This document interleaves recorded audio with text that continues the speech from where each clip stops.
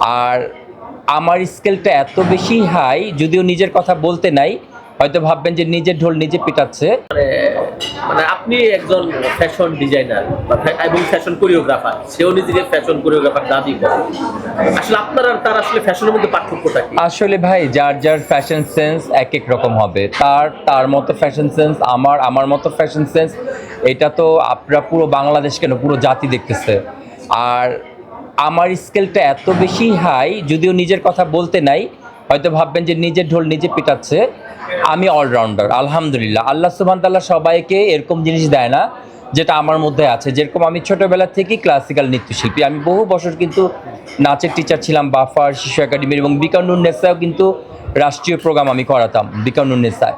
So আরও আমি social ওয়ার্কগুলোও করতাম, যেরকম অটিজমদের নিয়ে কাজ করতাম, যারা স্পেশাল বাচ্চা, ওদেরকে নিয়েও আমি কাজ করেছি।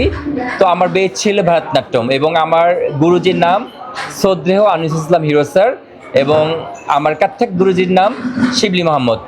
এবং আমি সাধারণ নৃত্য করেছি, সালেহা আপু আছে, বেবি আপা আছে। তো আমার ছোটোবেলা থেকে আমি শিল্পমনা। তারপর আমি ইন্টেরিয়রে ঢুকি, ইন্টেরিয়র উপর লেখাপড়া করি। এখন তো জানেন বাংলাদেশের সব জায়গায় ইন্টেরিয়র কাজ করছি ইন্টারন্যাশনালি। তারপর ফ্যাশন ডিজাইনিংয়ের উপর ঢুকি, ফ্যাশন ডিজাইনিংয়ের উপর লেখাপড়া শেষ করি। তারপরে আমি ইন্ডিয়ায় চলে যাই।